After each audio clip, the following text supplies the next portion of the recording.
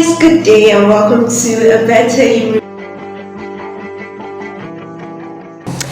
Alright, so I'm not a relationship expert or anything, but I know this for sure that there are certain things that are very capable of killing any relationship. And one of those things is a low self-esteem. You may be wondering how low self-esteem found its way into relationships again. Well, sit tight and listen and find out how low self-esteem is destroying your romantic relationship. I'm not talking about just any form of relationship, though it can and it will destroy any form of relationship. But today, we're strictly talking romantic relationships. Yes, that relationship between you, your boyfriend, you, your husband, and you and any other person who you're in a romantic relationship with. Now, how does low self-esteem affect relationship? I'm going to go through some points and I'll be starting with the first one, communication. Now, one of the things that people who have a low self-esteem find very difficult to do in relationships is to communicate. They are very afraid of having to talk about issues. They do not understand that communication is a core need for any relationship. As long as they're concerned, every time they have to talk about issues, it's either they're going to be criticized, it's either they're going to have to get defensive or anything, and so they shy away from communication. And whatever sort of relationship that lacks communication will definitely suffer. So one of the things that shows that a person is lacking in a healthy self-esteem in any relationship is their inability to communicate or their constant avoidance of any sort of communication. And so something comes up and you guys are supposed to talk about it to resolve it. One of the first things you do is run because you are not ready for that talk. Number two, a toxic behavior. Now, this is the one that is almost, I think it's more popular because people that exhibit this particular trait are those who have what I call the inflated self-esteem. Now, if you don't know what an inflated self-esteem is, it is people who have a low self-esteem but max it under, and so they show off as very rude, very possessive, trying to bring others down. The feeling that they are above every other person makes them feel good. So they think that they are not enough, but when they are able to drag people down, then they feel like, okay, I'm better than this person. Now, if you have that and you are in a relationship, you are definitely going to exhibit toxic behaviors. These are people that belittle their spouses at every given opportunity, and so this person you're in a relationship with can never do anything to please you, can never do anything that seems right. Even when they do good, you are the last person to tell them, well done, I'm proud of you. You're always looking for something to criticize because that's where you feel like you are on top of the relationship, you feel like you are in charge. If this is you, please watch it.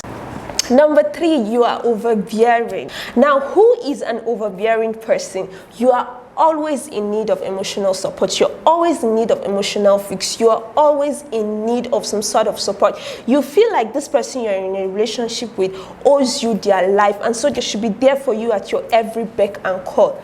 Literally, responsibility for your life leaves you and then is handed over to that person by you. And when you feel like they're not meeting up with taking responsibility for your own life, they are in trouble with you. So you're overbearing, you're over demanding, you're overly needy. This is some of the signs of a low self-esteem in any relationship.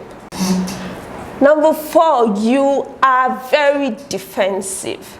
Now, I see this a whole lot. You can't take corrections, you can't take criticism. So the person you're in a relationship with cannot tell you, okay, this is what you did that is wrong. Now, I'm not saying every time they tell you that this is what you did and it's wrong, you should accept it and apologize. No, you look into the facts and, well, the rest of it is history, right? If you are one to always play the role of a defender in any conversation, then you're being overly defensive. And so they tell you, I think what you did really isn't nice and you just cut them short there and you're trying to be defensive, and all of a sudden someone that is complaining, it becomes all about you. Now, these things happen, I know, but if it's happening over and over and over again, like it's your default setting in any conversation, then check it because you could be suffering from low self-esteem. Number five, and this one is really interesting. I'm going to take a little while here because I can give so many relatable situations. You are insecure. Now, everything and everybody is a threat to you, is a threat to your relationship. Your boyfriend, your husband cannot work with other females because they are threats to you. You do not want to see your spouse with the opposite sex. You don't want to see them happy, smiling, greeting, or being cordial with the opposite sex. It is an issue for you. You feel like every other person is going to take what belongs to you. You are just too insecure. Now, some of you think this happens with only people that you feel are better than you. But the thing with insecurity is that it really has no filter. And so you will feel insecure about your house help, you feel insecure about your husband's boss, you feel insecure about your husband's subordinate, just anybody that is the opposite sex around you makes you feel insecure, and you're ready to fight off everybody. You're ready to tell them to stop talking to this person. I don't want to see you with this person. I don't like the way she calls your name. I don't like the way she smiles when you're around. You want to literally control their communication and their activity as long as it has to do with the other sex. Now, this sort of insecurity is really irritating. Maybe I should just come out straight, because when you are very insecure and everything is a threat to you, you will literally not be able to take responsibility for anything.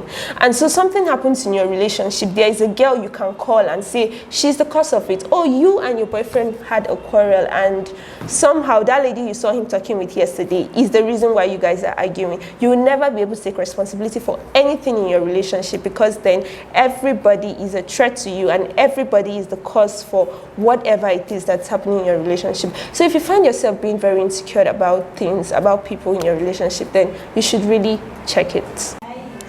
So ladies, so gentlemen, now I know that in the course of this video, my emphasis were mainly on the female, but this thing goes sideways, okay? If there's anything that a female is doing in a relationship, a guy can also do it. So please take this things, take the points that you need to take and work on them. Now, if you see yourself exhibiting any of the signs in a relationship, it's a cause for concern, and there's only one thing to do to save that relationship. You have to learn to develop a healthy self-esteem. Now, if you're watching this video, you may have watched my video on how to develop a healthy self-esteem. But if you haven't, please look through the list of my videos and watch the video on how to develop a healthy self-esteem. It's going to help you build your self-esteem. And a healthy self-esteem in a relationship is one of the most beautiful things that you can see. So if you want to experience that, you have to develop a healthy self-esteem. If you're new to this channel, please like, subscribe, share, and drop a comment. My name is Precious Chika, and once again, you're welcome to A Better You.